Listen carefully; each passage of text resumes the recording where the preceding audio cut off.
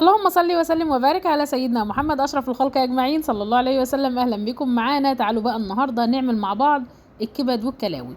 بصوا بقى، دي كلاوي على كبد كده، يعني والدتي ربنا يديلها الصحه لقيتها جايبهم لي، قالت لي دولت بقى ايه، اعملوهم للولاد في سندوتشات كده. تعالوا نشوف هنعملهم ازاي. طبعا الكبده مش هتتغسل، انا عملت فيها ايه، عصرت عليها ليمون كتير، وممكن كمان تحط شويه لبن صغيرين وتقلبيها فيهم، يعني تغسليها فيهم. الكبده لو اتغسلت قوي يعني يا دوبك تحطها زي ما هي كده تحت الحنفيه عشان ايد الجزار، وتمسكيها تنشفيها على طول بفوطه او بمناديل، وتعصري عليها ليمون. ما تغسليهاش ان انت تنقعيها والكلام ده كله. هعمل ايه دلوقتي؟ هي كانت في الفريزر، طلعتها قبلها بساعه، فهي فكت مش قوي زي ما انتم شايفين، بقطعها وهي لسه متماسكه. هعمل ايه، هقطعها طرنشات صغيره ورقيقه، مكعبات كده، هعملها طرنشات زي ما انتم شايفين اهو، وبعدين هرجع اعملها تاني بالطول زي ما عملتها بالعرض. بعد ما هخلص تقطيعها خالص هبدا بقى ان انا اديلها تتبيله سريعه كده في على النار مع الخضار اللي هعملها معايا.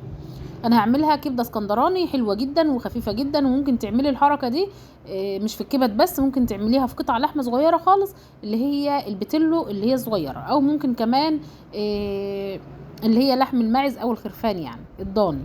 بقطعه صغير خالص كده وبتبله، بس بسيبه شويه مع البصل كده يستوي، وبعدين اضيف عليه الخضار والبهارات لو لحم. انما الكبده ما بتاخدش وقت، وعايزه نار عاليه علشان خاطر تستوي معايا بسرعه، لان طبعا لو النار ما هياش عاليه هتنزل ميتها وهتبقى طعمها مش حلو، هتلاقي فيها طعم زفاره. انما بالطريقه دي هتلاقيها حلوه قوي وطعمها جميل معاكي. هقطعها زي ما انتم شايفين بكل سهوله، زي ما انتم شايفين اهي. احسن طريقه لتقطيع الكبده وهي متجمده زي ما انتم شايفين كده.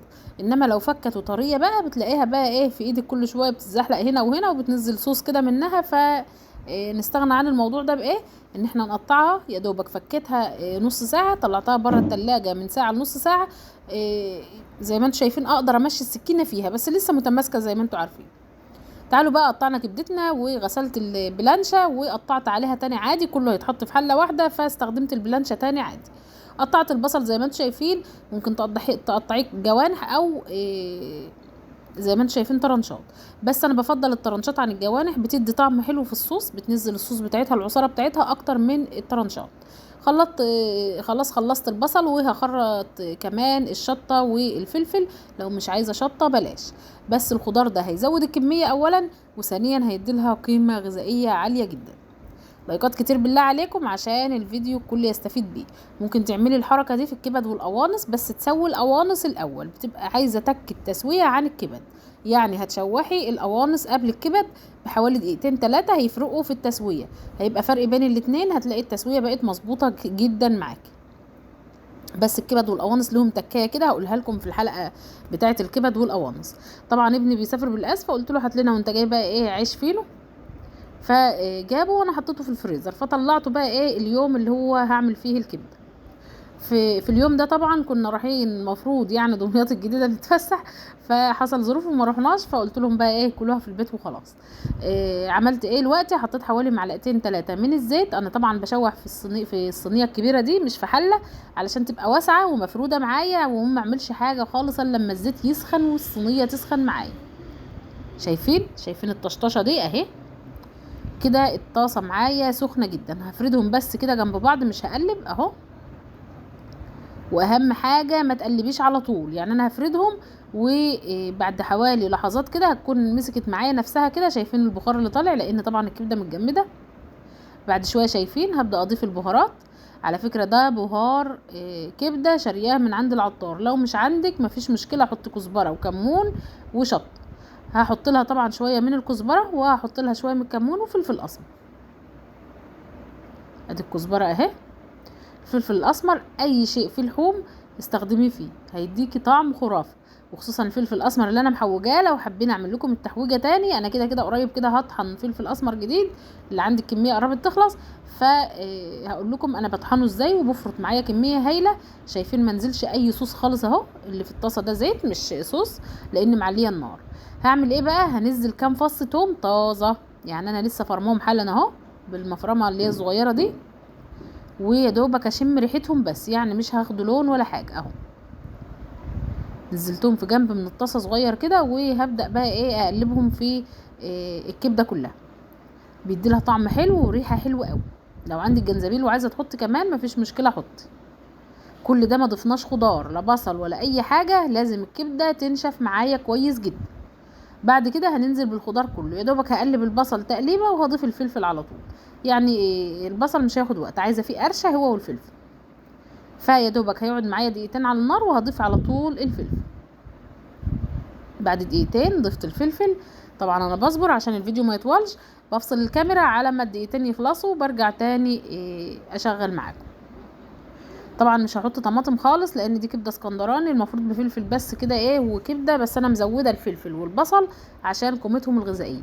تعالوا بقى على ما يتبالوا مع بعض كده نعمل الطحينه. حطيت كام معلقه طحينه وشويه خل وشويه فلفل اسمر مملحين، وهحط ميه عاديه خالص مش ميه سخنه ولا حاجه اهو، وهقلب فيها. شايفين بترمل كده زي رملة البحر، وبعدين بترجع تتقل تاني، بس ايدك فيها زي ما انتم شايفين. الكمية ده هتعمل معايا بولتين حلوين هيكفونا، وكمان هيفيض منه. وهطلع كاتشب ومخلل وبالهنا والشفا. اطعم سندوتشات هتاكليها، بيبقى اخف يوم في الاكل وما بياخدش مني وقت في المطبخ كتير. انا بحط المية حسب الطحينة، يعني في طحينة بتقبل مية وطحينة لا. كل ما بتضرب زيادة شايفين قوامها بيتقل وبتفتحي معاك. طبعا هعصر عليها ليمونه، مش عارفه اتصورت ولا الكاميرا كانت مفصوله.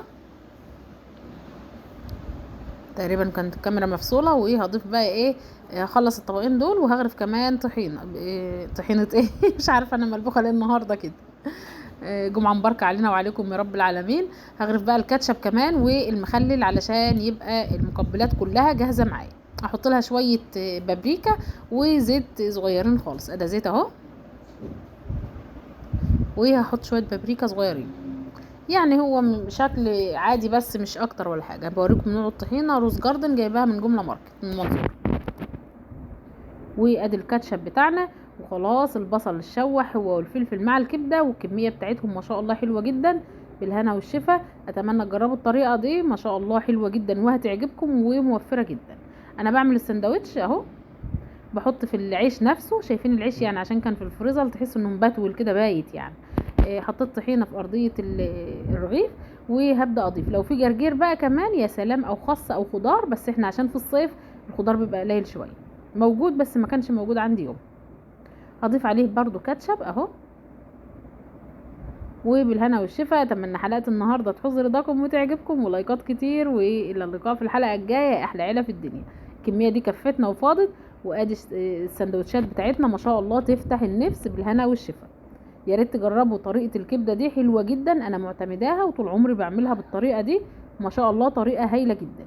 وده المخلل اللي عملته معاكم من يجي كام يوم، يا دوبك هطلع منه على طول. وبالهنا والشفا.